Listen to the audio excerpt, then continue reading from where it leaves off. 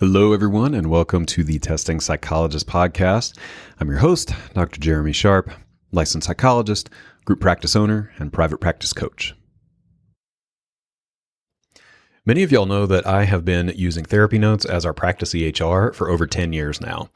I've looked at others, and I just keep coming back to therapy notes because they do it all. If you're interested in an EHR for your practice, you can get 2 free months of therapy notes by going to thetestingpsychologist.com/therapy notes and enter the code TESTING. Thanks to PAR for supporting our podcast. The Brief 2A is now available to assess executive functioning in adult clients. It features updated norms, new forms, and new reports. We've been using it in our practice and really like it. Learn more at parinc.com/products/BRIEF2A. Hey folks, welcome back to the Testing Psychologist podcast. Today I've got Stephanie Tsapakis, who is the CEO and founder of LDExpert, which is a company that specializes in online reading intervention and academic tutoring for students with learning disabilities. LDExpert partners with neuropsychologists nationwide to build referrals and help students. So we haven't done an episode on dyslexia in a long time, and this is really a pretty fun and informative conversation for me to dig in and sort of get the updates on where we're at with dyslexia and intervention and how Stephanie and her team go about supporting these students. So we talk about lots of different things. We talk about Stephanie's journey and starting the company and some personal experience, having a daughter with dyslexia. We talk about the way that they deliver this intervention online, which I was very curious about, how they do progress monitoring in a way that is accurate and not subject to practice effects. We talk about length and duration of intervention. We talk about types of intervention, what's supported by research. So lots of information here in the episode for you to check out. Let's see, before we get to the conversation with Stephanie, I'll invite you to check out consulting options through the Testing Psychologist. At this point, the small group masterminds are full and running for the first half of the year cohort. Next cohorts will start in midsummer. But there is the option to do a strategy session if you just want to get some one-time, kind of one-off support in building your testing practice. Happy to chat with you. You can go to thetestingpsychologist.com/consulting to get more info and schedule a pre-consulting call to see if it's a good fit. All right, so let's get to this conversation with Stephanie Tsapakis on LDExpert and reading intervention for kids.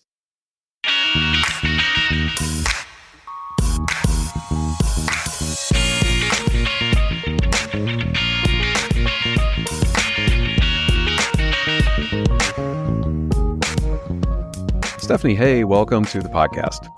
Thank you for having me. I'm excited to be here. I'm excited to chat with you as well. I think there's a lot of overlap in the work that we do, so I'm very grateful that you are here. Yes, me too. So I will start with this question that I always start with, and that is, why do you spend your life doing what you do? It's a really great question, and such a complicated answer, I'm sure, for everybody. I've always been really passionate about education in general. When I was 7 years old, I asked for a pointer for Christmas so I could play teacher. It was the only thing that I wanted. That's great. I knew very early that I wanted to be a teacher. And that sort of evolved over my lifetime and through my career in education into helping students that learn differently, making sure that they could also reach their full academic potential, and just exploring the ways that we can reach these kids that maybe need some accommodations or content delivery modifications and things like that so that they feel successful too. Yeah, that's meaningful. I can't believe you asked for a pointer as a kid. Did your parents actually get you the pointer? So my dad made one for me, and I actually still have it in my office. It's in a very prized place. I kept it in my classroom when I was in the classroom. And my kids will try to play with it now sometimes. And I'm always like, no, that's really special. You can't touch that. That's a special pointer. Yes. Yeah. Yeah. That's fantastic. Nice. Yeah. Tell me a little bit about the origin story here. Like, how did you come to build LDExpert? Yeah. So I was teaching in the classroom. My classroom career was primarily in private schools for students with learning differences. So every day on the way to school, I would call my best friend. And she worked in an online company that provided speech therapy and occupational therapy and counseling services to students in online schools. Mm-hmm. So we would often talk about how there was a need for dyslexia intervention in online schools. And it was a need that was not being met. And so it was something that we knew was there, but never really had time to do anything about. Excuse me. So then came COVID. And when COVID hit and the world closed, we had all this time on our hands because everybody was home all day and everything was now moving to online. So that forced me to, number one, convert my dyslexia therapy materials into an online format and gave me the opportunity to kind of take a step back and look at my teaching career and decide, I don't know if this is going the direction where I'm reaching as many people as I want to. So I decided to just tutor online for a couple years, see where that went. And that is what kind of exploded into our wonderful company, LDExpert now. I just had so many parents looking for that specialized instruction that they didn't feel like they were getting enough of or a good enough quality in the schools. So I kept having to hire teachers and hire teachers and hire teachers. And so now we've kind of made it our mission to serve students nationwide for dyslexia intervention, just general academic tutoring needs, and really focus on those students with learning disabilities specifically. Yeah. I really wanted to chat with you because I feel like this is a question that comes up a lot among the neuropsych community or psychologist community. Certainly here locally, I feel like we have a really hard time finding good tutors who are following research-supported intervention and just sort of know what to do or have availability. Yes. There's both of those problems. Yes. Were you finding that as well? Was that a part of this? Definitely. So I think that is what initially was bringing a lot of families to us, is that they were finding those struggles as well. I think it's also partly what makes us unique for the company that we are. When a neuropsych is looking for someone to refer to, I would imagine the majority of the providers out there are individuals. So you run into that availability issue a lot, right? Where they're either full and you have to keep checking back in to see when they have availability, or you have to keep checking back in to make sure that they still have availability if you have been referring to them. Because that's really frustrating for families when there's a wait list and they have to wait even longer to get their kid the help that they need. So I think one of the things that anyone who's looking to build that referral relationship should look for in a provider is, number one, like you said, that they're providing research-based interventions and that they're certified in that intervention and that they're able to provide that intervention with fidelity. Because that's one thing that those of us in the field get really frustrated about is we'll have, Miss whoever, a retired elementary school teacher who happens to have the materials for an intervention program, but never went through the certification process to be able to provide that program to fidelity. And they're advertising themselves as, hey, I'm using X, Y, and Z program, but they're not always using it correctly. So not that they're not still helping children, they likely very much are, but possibly the family is maybe getting less bang for their buck in that instance. So I think definitely looking for someone that's certified in the programs that they're using is extremely important. as well as those programs just being good programs to begin with. Yeah. Yeah. I'm so glad you brought that up. I mean, this is not something that I necessarily look for or ask about when I'm looking for folks to provide these interventions. So tell me just a little bit about the certification process for some of these intervention programs and why that's different than, I don't know, being trained in those programs. Yeah, so I'll talk about the Wilson Reading Program specifically. That's the program that all of our dyslexia therapists use. And so that's the one that I know the most about here. Yes. And there's a lot of teachers who will say that they're trained in the Wilson program, which basically means that they have done the initial 3-day overview workshop of that program. And it's a great introduction to everything. It explains all the materials. It explains the methodology behind all of the parts to the lesson. But that's basically it. So from there, you can go on to become officially certified, which requires master's level coursework to go through each of the steps of the program. And that's all online through the Wilson Academy and their company. And also a supervised practicum. So this has to be one-on-one with a student. And the student that you choose has to be approved by the program specifically. So we have to collect either a recent neuropsych evaluation or maybe administer the Wyatt or something that, our qualifications allow us to administer and collect that baseline data and have the student approved before they are allowed to be our practicum student. And that's to make sure that we have the right profile that fits what's appropriate to implement this program to fidelity. So that way we're not, wasting our time or the student's time and that they're going to do well in the program. So during that practicum, it takes the practicum length is 12 months. There are some people that end up needing to extend that. So anywhere from maybe 12 months to 15 months, where you are supervised 5 different times and given an evaluation of your lesson to make sure that you're delivering all of the parts of the lesson to fidelity before you are allowed to be supervised. And I will tell you that Wilson language training specifically is very strict on these evaluations. They do not hold back. They give very constructive feedback to teachers, and they will not pass you in this practicum unless you are really doing things the way you should be. Okay. That's way more extensive than I imagined. I'll be honest. Yeah. I had no idea what to expect, but I thought you would maybe say, you had to do, 50 hours of training or something.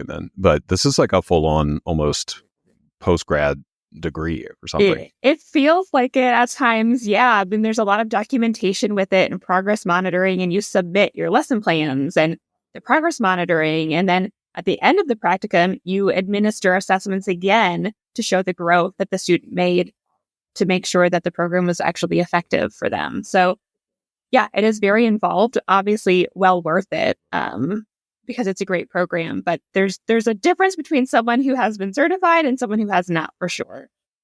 That's good to know. So how would we know that if we're screening referral sources? Where do people put this on their website, or do we have to ask? How does that work? You could always ask. Gosh, those of us that do it, I have in my email signature my Wilson, a dyslexia therapist badge. We get like a little, logo that we can use for things. Yeah. Because I know I'm super proud of it. I'm sure all the teachers who go through the program are very proud of it. It's a lot of work. They should definitely advertise it. I would imagine that they're certified in the program, but for sure asking. And if they seem confused about, if you say, are you certified, and they're not sure how to answer, you can always simplify it by saying, did you complete a practicum with this program, supervised practicum with this program? And the answer to that will let you know if they're certified or not. Gotcha. That's good to know. Yeah. So I want to talk about intervention programs. So big picture, I think a lot of us have heard of Orton Gillingham, and then there are variations under that. I think Wilson is one of those, right? Yeah. And I'm just curious, so like right now, early 2025, what is the sort of state of the research on intervention, let's stick with dyslexia. What's the state of intervention? And is it still Orton-Gillingham? Are there other approaches that are effective? How do we look at this? Yeah. So the International Dyslexia Association is kind of the gold standard for setting the bar for those types of interventions when we're talking about dyslexia. And it gets a little bit complicated when we look at it at a state level, because every state Department of Education is going to have their own approved programs for dyslexia intervention in their schools. There are some states that don't call dyslexia in the schools. Sure. So it's just, an SLD in reading, for example, what interventions fall under that. But still, Orton-Gillingham based intervention programs are the gold standard.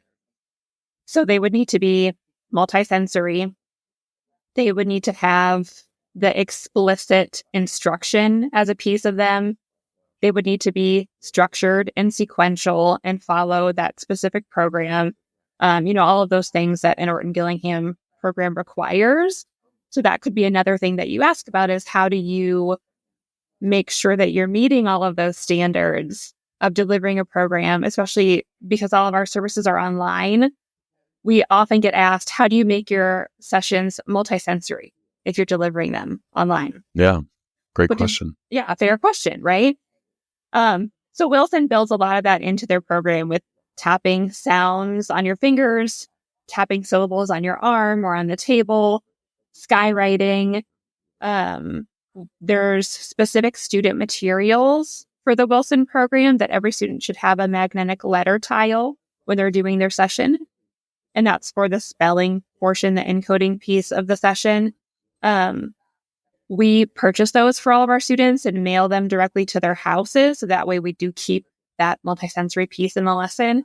So that's another important thing to talk about when you're kind of interviewing a provider, when you're asking about the fidelity of the program and if they're using all of the parts the way that they're supposed to be used, and the materials for the session as well. Gotcha. How did you pick Wilson out of all the variations? Good question. So I kind of, stumbled into Wilson. Lucky for me, because now if I didn't know everything I knew back then, I know it now, and I would still choose Wilson. The school where I was teaching, the high school in Ohio where I was teaching, offered, I think, 5 or 7 of us to be trained in Wilson if we wanted to. And I was a 22-year-old, bright-eyed, super ready to conquer the world teacher, right? I was like, I'll do it. I'll do more school. I just started my master's program. So I was lucky that I did it early on in my career, and then it was offered to me. I think, I know now the reason why I would always choose Wilson is because, in my opinion and in my experience with a lot of other programs, it is the most comprehensive in terms of decoding explicit instruction and the scope and sequence making sense for the decoding piece that directly ties into the encoding. They have a lot of spelling practice and a lot of other, multisensory activities for encoding specifically in the program that some other programs very much fall short of. They'll really focus on the reading piece and the decoding and maybe even reading comprehension, but that encoding piece tends to fall off a little bit. And then there's also very explicit and detailed interventions for reading comprehension in Wilson as well. So in every lesson, if you're doing all of the parts of the lesson correctly, you should be hitting decoding, encoding, and reading comprehension in every single lesson. That's fantastic. Yeah. I have run into a few folks who do Wilson. Barton seems to be pretty popular as well. I have a colleague here who does Barton.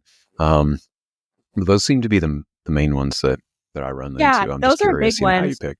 Here in Texas, we're also Take Flight is a really popular program, both in our schools and certified academic language therapists here can go through the Scottish Rite testing center to get their certification to become a CALT.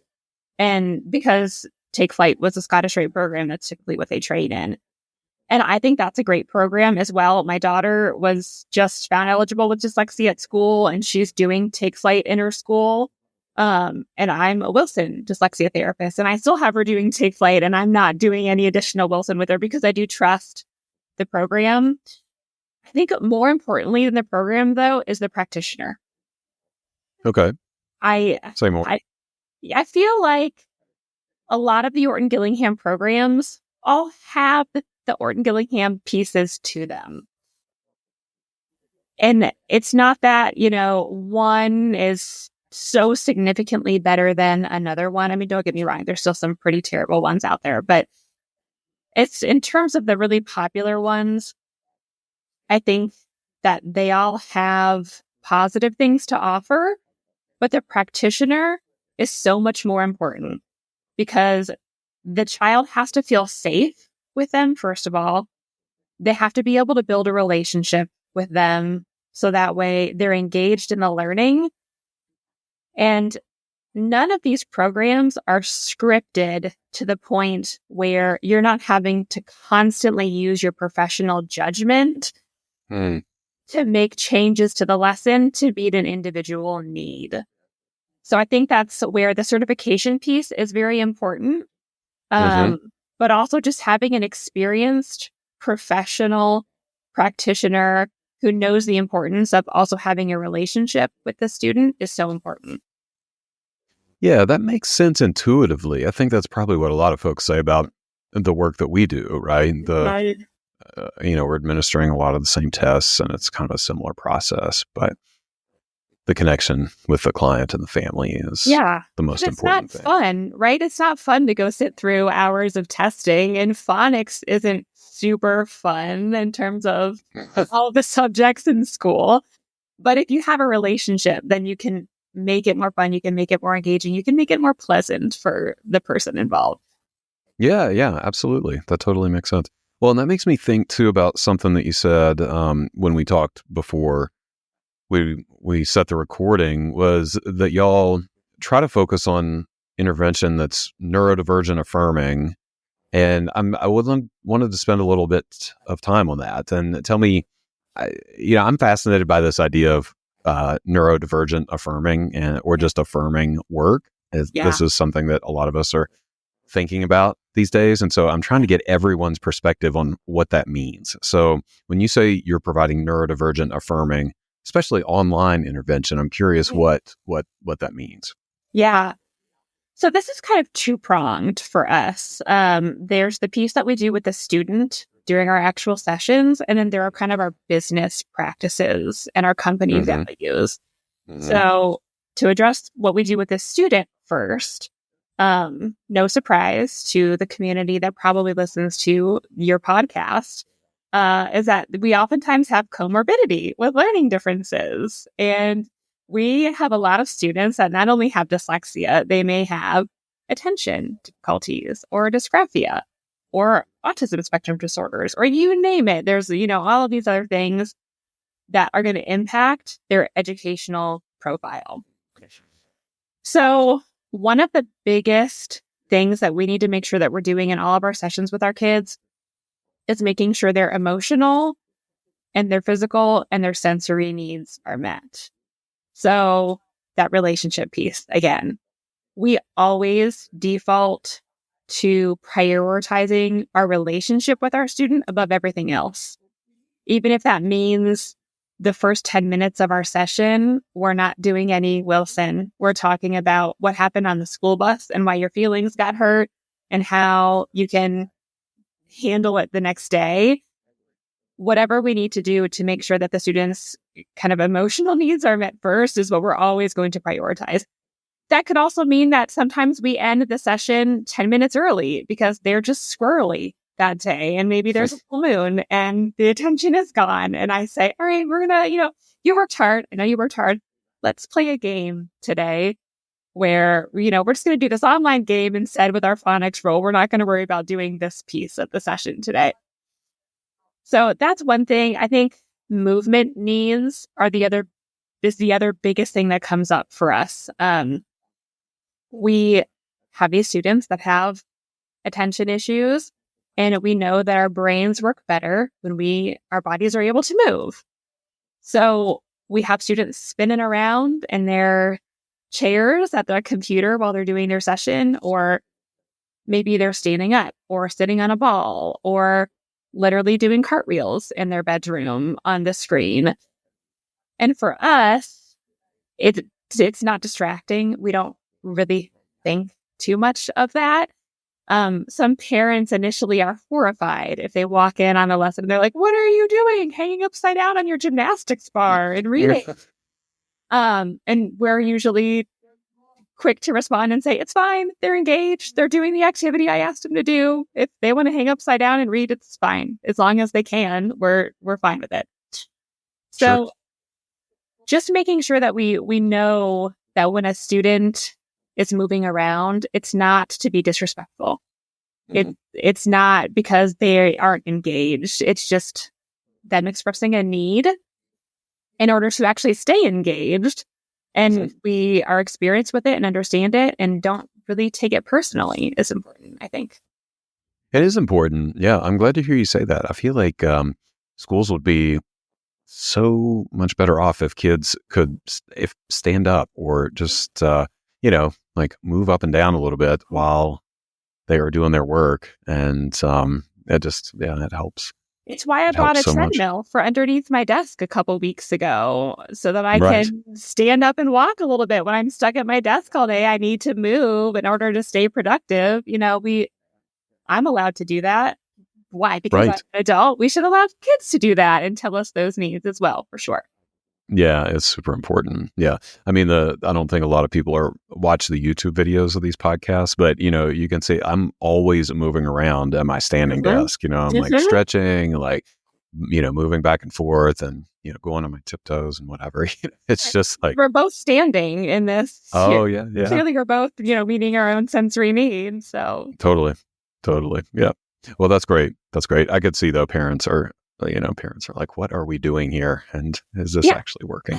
It's something that I'm strangely passionate about, this seemingly small thing, because I think that somewhere along the line that became communicated as disrespect, and it's not. And I wish that wasn't so conditioned inside of us that you have to be sitting down, not wiggling around a lot, paying attention, yes sir, yes ma'am, in order to show that you're respecting a teacher or engaged in something.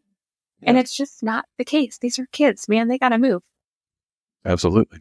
I like this. So that's kind of one side of the neurodiversity affirming Yes. approach. And then you said, I'm really intrigued by this component of the business practices as well. Yeah. What do you mean by that? So I have the saying that the families that we work with are the trees from which our apples fall. And this is very much the case in my household. So speaking of myself here as well, I think a lot of parents probably, when all of you psychologists are sending the, questionnaires home, they're filling them out and thinking, I did that when I was in school and I remember feeling like that. And all of a sudden it's like, wait a second, maybe I'm ADHD and that's why my kid has it. And this light bulb kind of goes off.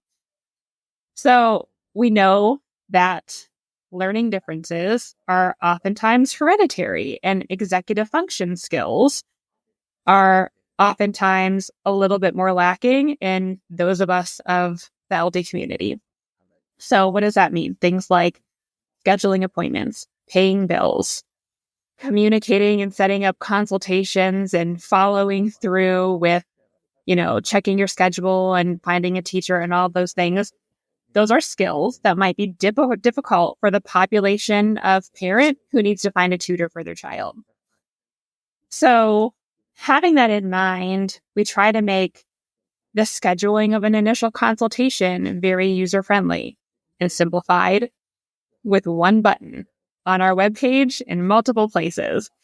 When we do meet with parents, we sort of have the same ideas of how I would explain this to a child of what we're going to do in the program, I'm going to explain it that same way because you don't know all the acronyms. You don't necessarily, you're not a dyslexia therapist. You don't know all of the reasoning behind what we do. So really taking our time and not rushing that piece where we're explaining the programs to our families. And then from there, just a very simplified process of kind of getting things rolling. So once we have a family decide they would like to contract with us, which is another thing that we do in terms of our contracts, we don't have any long-term commitments. Again, not a friendly thing for neurodivergent families. We just ask for 2 weeks notice if you ever want to terminate a contract with us. And that's kind of more like a protection for our teachers' income more than anything else. Sure. But we basically just say, give me your best times according to your schedule and your child's needs. Do they need a snack after school and some decompression time? Do they need to start right after school? Because at 7 p.m, they're done. There's nothing else happening. And from there, we do everything else. We schedule it. We reach out to the teachers. We send an email to the parent with the links from the teacher, the contact information from the teacher. We input them into our online software that does our scheduling and our automatic billing and our automated reminders. We try to set up our reminders so that it complements our cancellation policy. So, for example, we require 8 hours notice for a session to be canceled. And so we send a reminder 9 hours before your lesson. And sometimes we tweak those. If there's like a really early morning lesson, we'll set those to a different reminder time. But we have those. And then we have a 2-hour reminder that comes through email as well. And just trying really hard to build in as many accommodations as we can, specifically for executive function skills. Yeah, I like all of those things. These are ideas I think a lot of us can put into effect in our businesses, actually. Yeah, because that applies to us too. You know, the kids that we're assessing typically have adult parents who are similar in some regards. Yeah. Yeah, these are great ideas. I'm going to ask you a really detailed question just because I'm curious in this, and that is, what software do you use for this, billing, scheduling, reminder? What's the tech stack here? Let's take a break to hear from a featured partner. Y'all know that I love Therapy Notes, but I am not the only one. They have a 4.9 out of 5-star rating on Trustpilot.com and Google, which makes them the #1 rated electronic health record system available for mental health folks today. They make billing, scheduling, note-taking, and telehealth all incredibly easy. They also offer custom forms that you can send through the portal. For all the prescribers out there, Therapy Notes is proudly offering e-prescribe as well. And maybe the most important thing for me is that they have live telephone support 7 days a week, so you can actually talk to a real person in a timely manner. If you're trying to switch from another EHR, the transition is incredibly easy. They'll import your demographic data free of charge, so you can get going right away. So if you're curious, or you want to switch, or you need a new EHR, try Therapy Notes for 2 months, absolutely free. You can go to thetestingpsychologist.com/therapynotes and enter the code TESTING. Again, totally free, no strings attached. Check it out and see why everyone is switching to Therapy Notes. Our friends at PAR have released the latest addition to the Brief 2 family. The Brief 2A lets you assess your adult clients with the gold standard in executive function. It was developed with the 3-factor model from the Brief 2, which characterizes executive functioning deficits more clearly. It also offers updated norms, new forms, and new reports. Learn more at parinc.com/products/BRIEF2A. All right, let's get back to the podcast. Good question. So right now we're using something called TutorBird, which is great for us. It's amazing. It allows us to have all of our teachers have their own login with their own schedule. They can put their availability in there, although we actually have a separate document where they keep like all of their availability, and they can tell us, green means I really want to work here. Pink means I do it if I have to. And gray means I'm definitely not available. Gotcha. But that works really well because it does our invoices automatically. And that's directly related to the schedule on there. So if a teacher deletes a session, immediately the account gets updated. And, all that stuff is connected, which is really nice. We would love eventually to have our own platform. That's sort of a pipe dream, especially if my business partner would really like to have that one day. Mm-hmm. I'm kind of more of the cautious one in that, where I think, oh my gosh, that would be such a headache to have to change everything over to our own system. And do we really ever want to do that? But she's really passionate about it. But I think it goes back to that ease of use idea, where if we don't have to have a bunch of platforms, if we don't have to have Gmail and Tutorbird and Zoom and this and that and all these other logins, if it can all just be in one place, that would be great. But we don't quite have that yet. Yeah, I think we're in the same boat. I'm always trying to figure out how we can streamline our software, and it is tough. Yeah, tough. You can make your own for $1 bajillion, but we don't have that either. Right. Yeah, I know. That's always out there. Yeah. But like you said, tons of money, tons of time. Yeah. Who knows? That sounds good. Software is important. So yeah, I like these neurodiversity affirming practices on both sides. So can you break this down just a little bit more for me? Like I am very interested to hear what this actually looks like practically. So let's say, my kid is getting tutoring through LDExpert. What does it look like when we sit down to log in? And then what am I seeing on the session if I were to watch? Yeah. So you would get an initial email from the teacher that's assigned to your student, and they're going to have their personal contact information and their Zoom link in there. So that would be what you would click on to start the lesson. That first lesson is going to be, again, primarily relationship building. We're not looking to do a full Wilson lesson the first time we meet your student.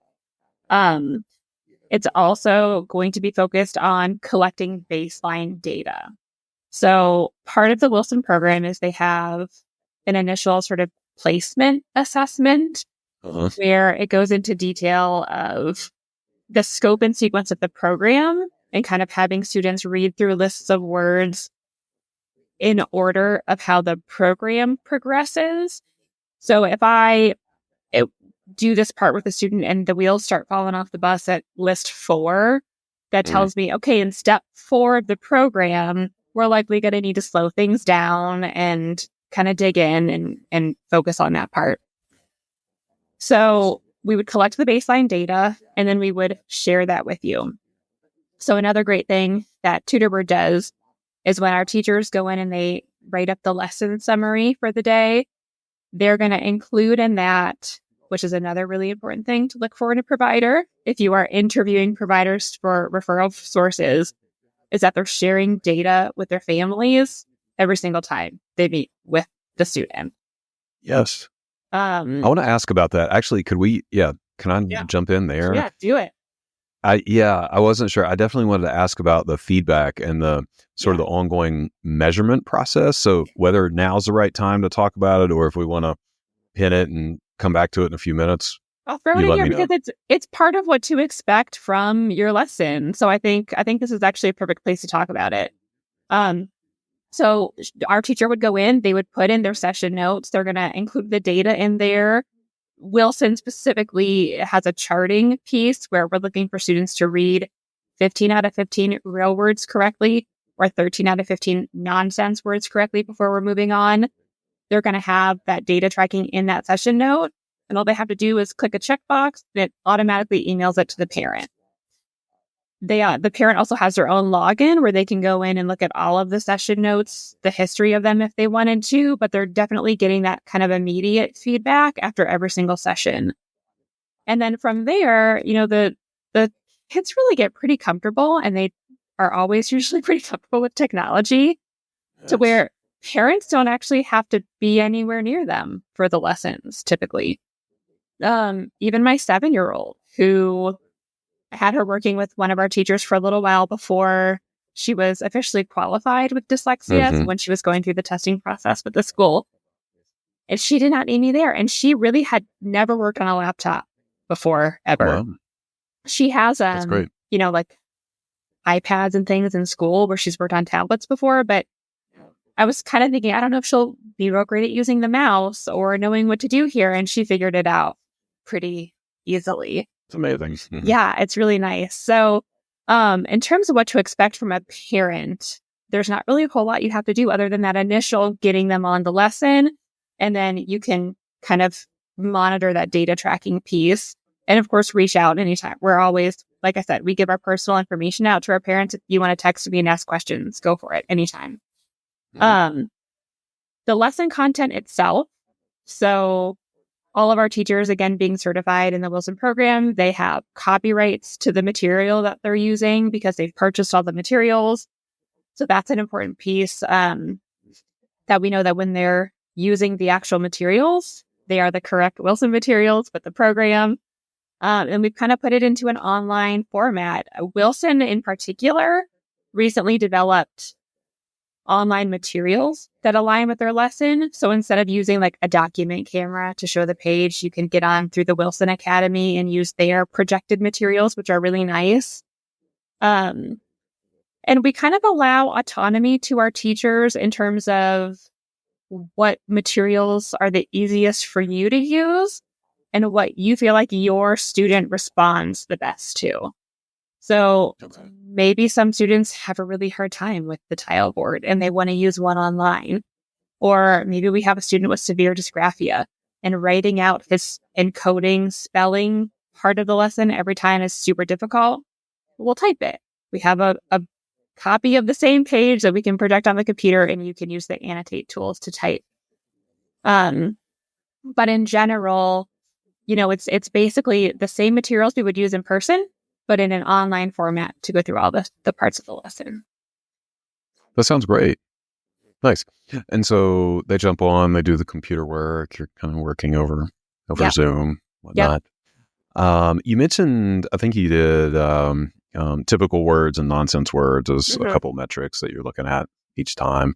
Are there other metrics that you are checking on each session or periodically? Yeah. So we're going to look at, obviously, that turning piece for the real words or the nonsense words every lesson. We're also going to look at the encoding, both in terms of error patterns in the encoding. So that way we can individualize the lesson next time. And, we have a huge bank of words that we can choose from that align with the session. If I have a student that's really having trouble with digraphs, I'm going to pick a bunch of words with digraphs in them so that we can practice that. Yeah. And then the reading comprehension piece as well. So kind of monitoring, starting with the visualization skills primarily with comprehension. And then from there, using professional judgment to decide, do we need to draw this out? Should we draw this on the screen? Should we make something on Canva with clip art that, as characters acting out the story? Which again, so important that you have that provider, right? Because the Wilson program is great, but sometimes we need to bring other things in that the student finds engaging and meets their individual need as well. So yeah, that's all part of the whole package, I guess. What's the typical length of treatment? Oh, that's a tough one. So I would say it's typically 2.5 to 3 years to complete the Wilson program specifically. Whoa. And I think that a lot of dyslexia programs are the same length. I know like the Take Flight Scottish Rite program is 2 years, for example. And Barton also going through all of our steps. If you're going to do the whole program, it should take around that long. All of our sessions are an hour in length. And we really kind of need that full hour to get through all of the pieces of the lesson. If we have a younger student, we'll modify it to where we're doing like half of a lesson one day and then the other half another day just for their age appropriate needs. Yeah. But yeah, it's important. I think the biggest piece with getting through the program is that you have to be committed to doing it year round. if you want to have, again, that biggest bang for your buck. Right. Again, that biggest bang for your buck. Right. The consistency is so important, and that you're not just doing it once a week. If it's once a week only, it's going to take way longer to get through. If you're, I was going to ask, is this 2-3 times a week for an hour? So based on fidelity of the program, we would recommend, 3 times a week, 4 times a week is ideal. The more, the better. Okay. We primarily, our families stick to 2 and 3 days per week. And we've started recommending very strongly that 2 days is the minimum. I'm certainly never going to turn a family away that needs help. And, for whatever reason, they can only make 1 time a week work. We're not going to say, no, sorry, we won't help you.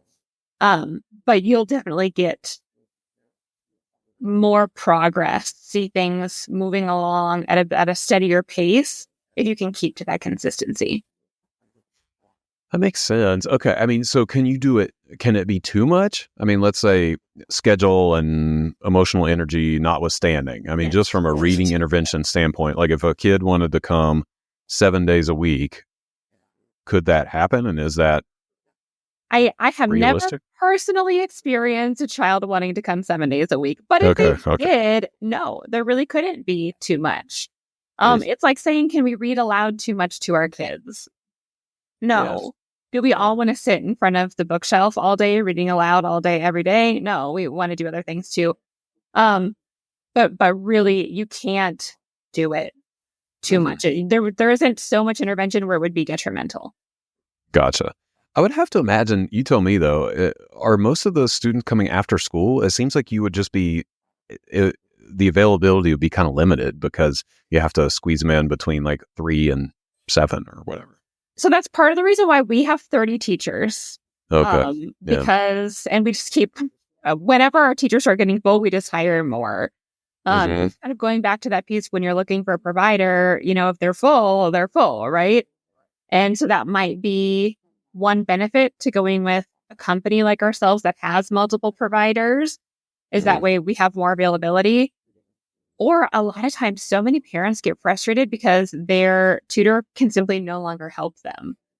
Maybe they're having a baby, or they just overcommitted themselves, or they're moving, or whatever the reason may be. But that happens a lot, that individuals, just for one reason or another, end up having to stop services and recommend that families find someone else for their child. So in the rare event that something happens with one of our teachers, we have had a couple teachers have babies, for example. We have this large team that can come in right where that person left off using the same exact materials and just continue with the child, which is a really great benefit. I don't even remember what you asked me. I went on a tangent there. Yeah, I was just talking about the availability and the hours, that people. So you just kind of go into it. You just know, hey, my staff is going to be working, 3 to 7 most nights. That's just how it works. That's just the kind of business. It is. And we kind of hire almost sort of 2 schedules of staff. We have people that have daytime availability that serve homeschool students. Yes. Or we do also contract with school districts that maybe it's like a rural district that cannot find dyslexia therapists to come to campus. We can provide services online for those schools. Sometimes schools get sued, and parents have the right to choose their own provider to provide services to students during the school day. We have people that are available during those hours to provide those services. But primarily, most of our students are at those after school times. And we just, when we're hiring, we put that in the job posting that these are the hours you would be working. And a lot of times it's actually good for teachers. Even young mothers that want to be home with their kids during the day, and they know that they can have a spouse or other childcare in the evenings and work for maybe 2 or 3 hours a few times a week and generate a nice income for themselves. Yeah, good perspective, certainly.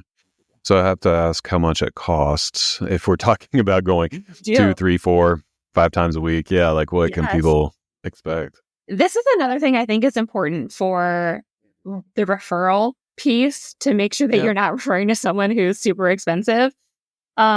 So nationally speaking, in terms of Wilson specific lessons, people who are certified, tend to be anywhere from like $60 to $120 an hour. There's a very wide range.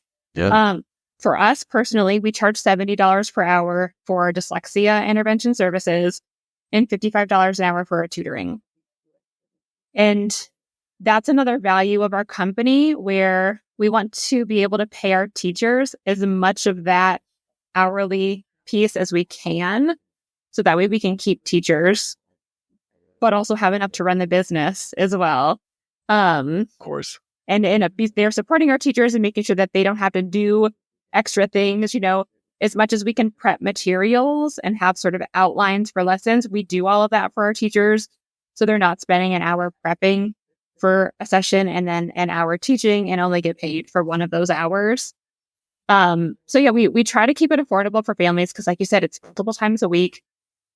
Private intervention is simply expensive. And in this day and age, life is very expensive and we understand that. So that's kind of another reason why we would never say, if you can only afford once per week, we're not going to help you. Right. Yeah. I mean, this, it just strikes me as any number of other things where if it's important, a lot of families hopefully can find a way to do it. Many of us, I think, pay a lot of money for our kids to do sports or activities or whatever it may be. And this is another line item, I suppose, in the family budget that it's true. Feels important. True. And it should be temporary too. So I know, like I just said, 2 to 3 years, which is not a short amount of time. But once you finish a program like this, if it's done to fidelity, if it's done correctly, this isn't the type of tutoring that you continue on for your whole life. It's not like, I have trouble with math calculation and I'm always going to have trouble with math calculation. These types of interventions specific to dyslexia, once you finish the program, we should see your standard scores go up, 1, 2, 3 standard deviations to where you're able to read in the average range, if not, much closer to grade level content. So I think that's one thing when you look at your investment from a parent standpoint. Again, you want to find someone who's going to give the best quality instructions. That way you just pay for it once.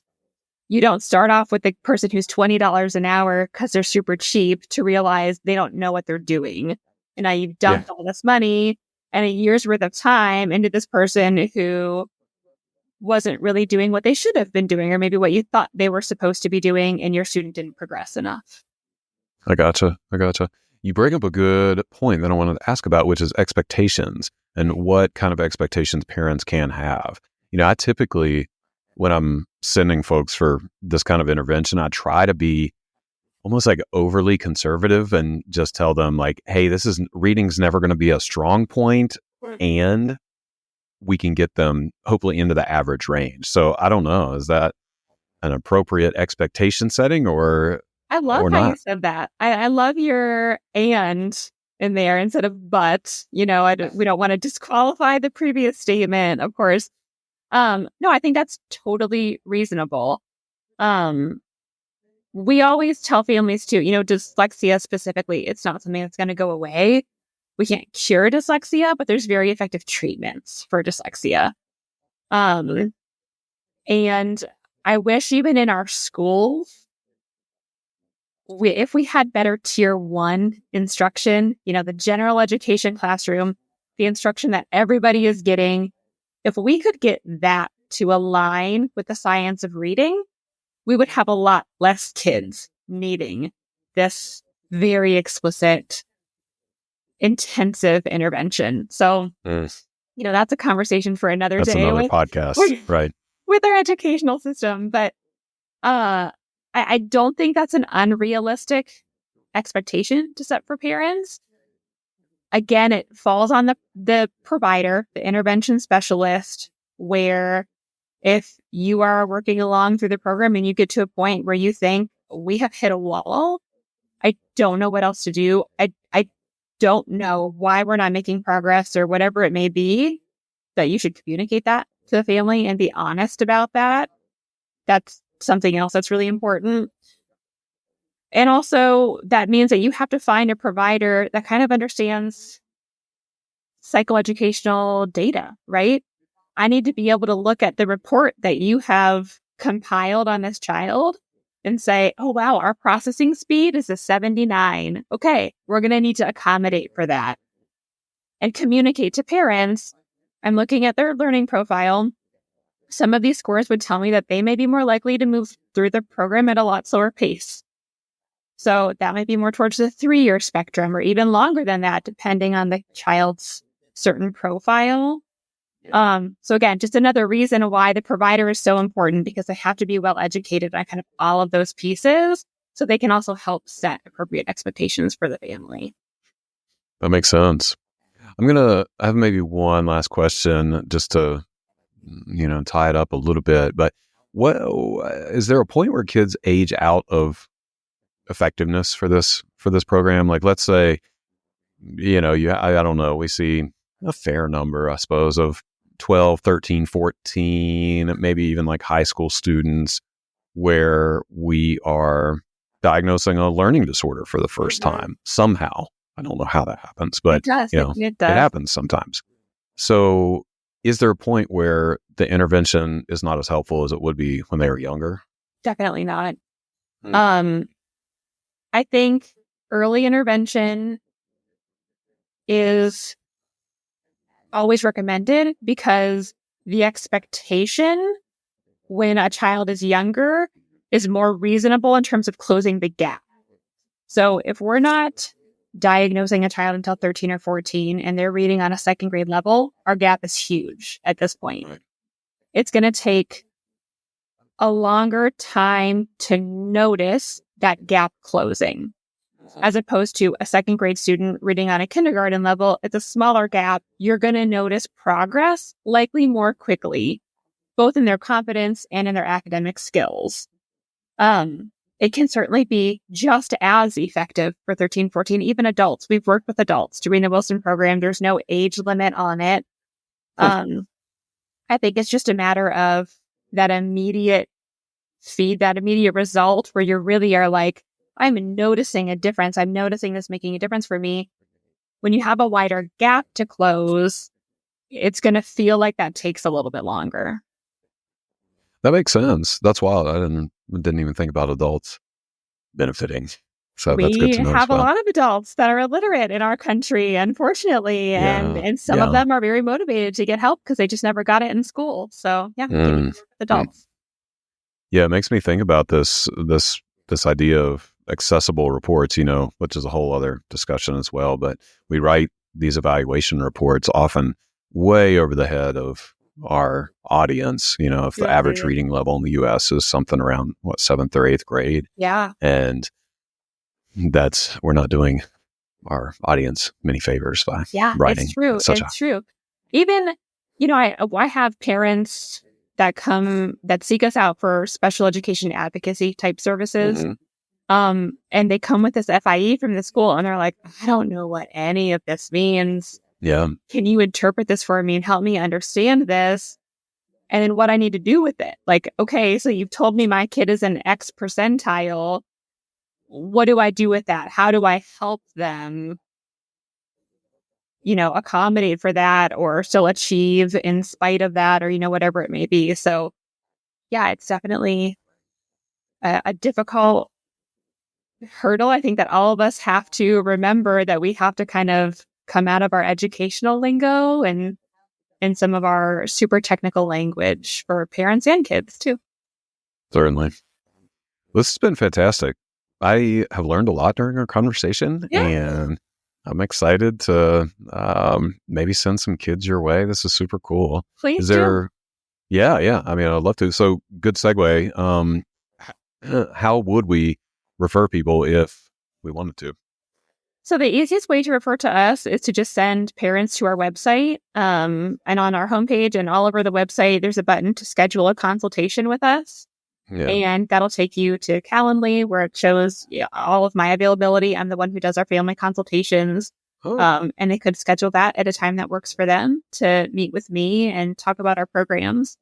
And we have a resource too that I've shared with you that if you want to build a referral network and have multiple providers that you can refer to, and you're not really sure how to interview these providers or what to ask or what to look for, we've laid that all out for you in a handy dandy handout with checkboxes and graphic organizers where you can compare different providers and the things that they offer, and then make the call that's specific to your business of what's the best fit for, the clients that you're evaluating or referring or whatever it may be.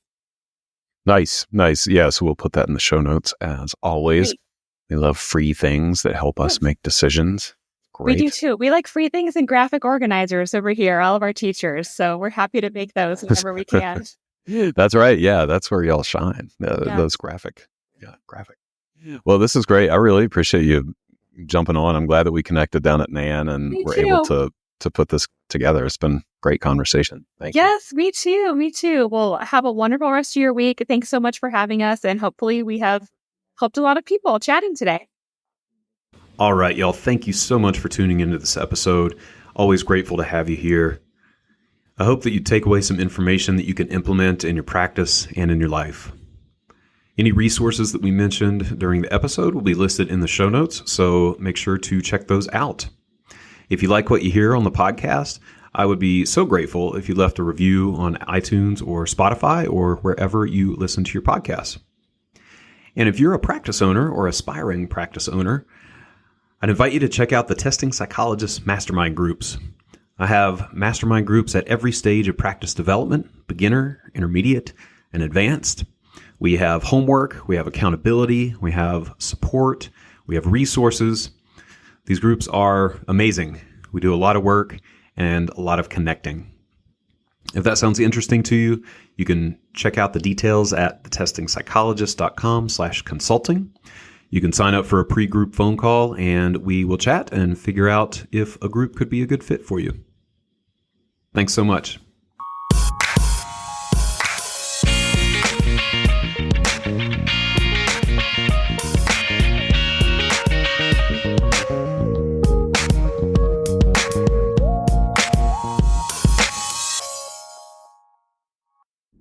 The information contained in this podcast and on the Testing Psychologist website are intended for informational and educational purposes only. Nothing in this podcast or on the website is intended to be a substitute for professional psychological, psychiatric, or medical advice, diagnosis, or treatment. Please note that no doctor-patient relationship is formed here, and similarly, no supervisory or consultative relationship is formed between the host or guests of this podcast and listeners of this podcast. If you need the qualified advice of any mental health practitioner or medical provider, please seek one in your area. Similarly, if you need supervision on clinical matters, please find a supervisor with an expertise that fits your needs.